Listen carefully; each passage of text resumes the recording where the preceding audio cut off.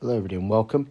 My name's Alistair. Today I'm going to show a quick one of how I actually DPS on a paladin for campaigns only. If you're in a lower level dungeon, I have done it before where I've gone and done a little bit of DPS actually when the DPS is particularly low in a boss fight. Like in the Avernus-based the Avernus-based dungeon and the last boss where there is a time gate in the Infernal Citadel, and if you don't kill it quick enough, obviously it's a problem. And so I've DPS'd effectively on a paladin on that, but this is mostly just for campaigns. Now, this was a request by someone on my actual YouTube. They put a comment and asked about DPSing on a paladin, and it can be very frustrating as it's the only class that doesn't have a DPS side, which can be very, very frustrating. So it's less about the gear and it's more about the powers. I will very quickly skim the gear. There's a few things that are important, a few things that are not. First things first, any gear that gives you stats, the more stats, the better. This is a must. Having more divinity, if you can get any piece that gives you more divinity, it's going to help a massive amount. Any weapons that increase your damage, again, more stats. The scintillating symbol of water is a big help, I find. Getting the ads grouped up for your banes is exceedingly important. More things that just give stats. Stats. This is item level. Item level is important when you're in newer areas because there's no scaling down in the newer areas for most people. And so you're going to be gaining the full whack of your item level. So if your item level is super low, you're going to be missing a ton of damage in non-skilled content. Going over, this is the most important thing, powers. Now, I use Radiant Slam and I use Oath Strike. Oath Strike because it's an AoE, and Radiant Slam, it's an AoE, but more so, it closes the gap, basically.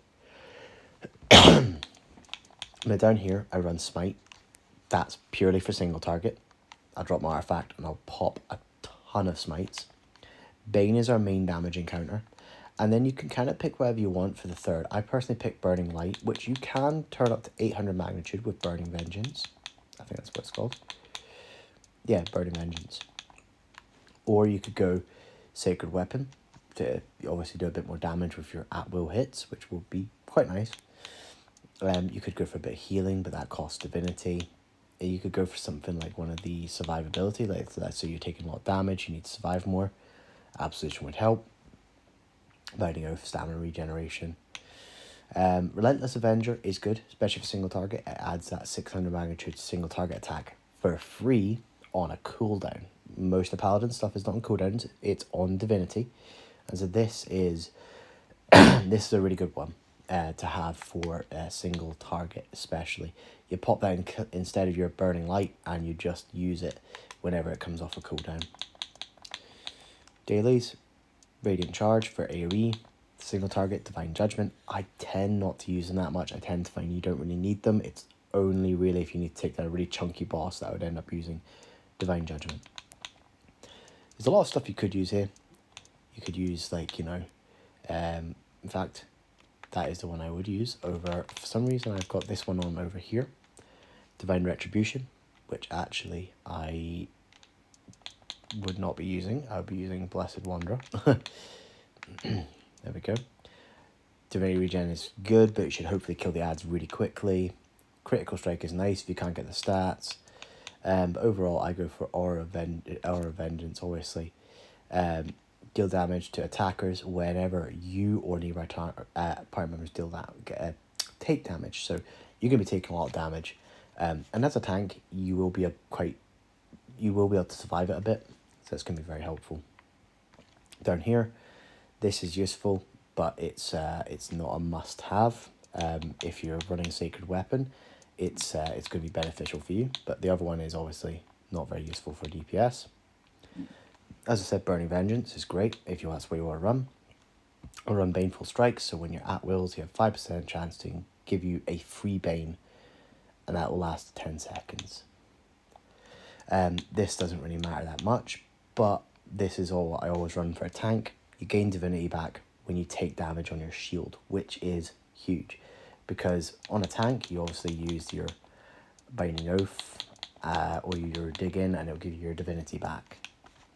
Shield of the Gods, this doesn't matter as well. And then Intimidating Presence. Intimidating Presence is great. It does that every sort of second. It does a 100 magnitude damage hit. This is sorry, I've got a cold at the moment. This is actually brilliant for very large AoEs where, let's say, you don't have the ability to round them up for some reason, so you just end up obviously using your Bane. Instead, obviously, you're going to be using Intimidating Presence just to slowly burn down the enemies. So this can be good. I tend not to use it that much, but it can work. I've seen it work relatively well. Boons, anything that increases damage. Don't forget your Boon Glitch, movement speed. DPS stuff, obviously anything that gives you DPS stats. Anything that increases damage. Forte is always good, and anything that increases stats again. That increases your damage. Companions, I always run a Minotaur for the control effect, and then just whatever else you need for DPS. As you see, obviously I don't have any flat damage companions because I don't need them. And here I've just put on my healing side. I've not gone and specifically built out a DPS specific side. I could do. I've got enough insignias to do so, but I don't really need to. It's just for campaigns. And here, what I would say, if you're ending up running an augment, instead of running an active companion, you'd be almost just as well dropping a bit of combat advantage and gaining a bit of accuracy, because if you're not able to gain combat advantage, which you can with Minotaur, or if I'm in single target with a Scorpion, for example, which will always give you combat advantage to single target, the accuracy would do more damage overall. And roughly what this looks like for AoE is obviously we got our Burning Light, just charge that up, it does some damage. We've got our Baneful Strikes, our Banes and stuff, as you see here. If I do the at will, eventually you will see popping up around there we go. If you look at the Bane on that right hand side, that right hand box, as you see it sparkling, that means this Bane is free. And this Bane costs more. I keep hitting.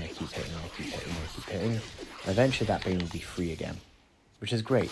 So even when, let's say, I spam Bane and I run out of divinity, I will occasionally get one for free. So I'm still hitting, I see I get a Bane back, I've got my Burning Light again. And then if I'm lucky, my Bane will come back before the enemies are dead. As I say, it's a 5% chance on an at will, so there is a chance it'll come back. Either that or it'll come back beforehand with, there we go, come back again. The more enemies you have, obviously, the more it will actually proc, because it's per enemy hit, so it'll proc more with large ag groups. Nextly, obviously, my mount is the Skull Guppy, or it could be the Flying Carpet. Either or works just as well. And the Scintillating Symbol of Water. They both round adds up. They're both designed to pull adds in together. This is great. I'll use one. Usually I'll use the Skull Guppy mount, and then I'll use the Scintillating Symbol of Water. Gather them all nice and close. Obviously if my Minotaur hasn't done it already. And then I'll just spam Bane on them. And Burning Light and stuff like that. Nextly is single target. And the only thing I'd really change for single target would be putting on Relentless Avenger, if you have the chance to do this anyway. And I would personally put on a Scorpion, which I have down here. So chuck Scorpion on. And this is just so I can always get combat advantage on the boss. And then I just...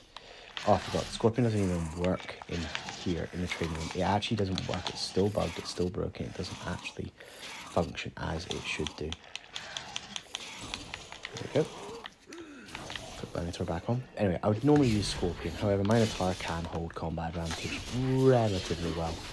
And then if you're really getting crazy about it, you obviously run a big beast hand or something that does a big single target hit, like a giant toad that is a 300 magnitude hit instead of the Skull Guppy mount. And you use something that increases your damage, like a Blast Scepter, or if you've got it, the Searing Conduit of Magma, I think it's called. I don't think I've got it on this character. I can't even check at the moment. Something that increases your damage exponentially. But to do damage, obviously, I would just do a whole load of smites. I'd use my daily, use my belt mount, Relentless Avenger, and then if I proc Bane, I'd use it when it comes off of cooldown. And it does sometimes proc, but obviously it's one enemy, so it's a 5% chance. But as you see there, that's my single target rotation.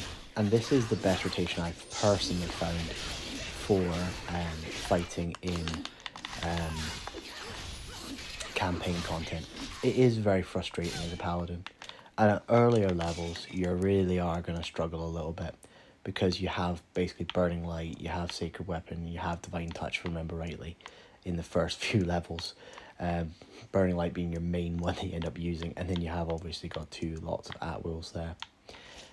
But hopefully this was helpful. Hopefully this is what I got requested, because I got requested obviously to do this, so hopefully this would work for you.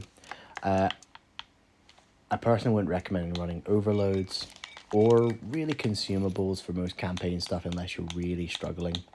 But you can do if that's something that you don't mind consuming on campaigns. Anyway, I hope you enjoyed this, and I'll catch you in the next time.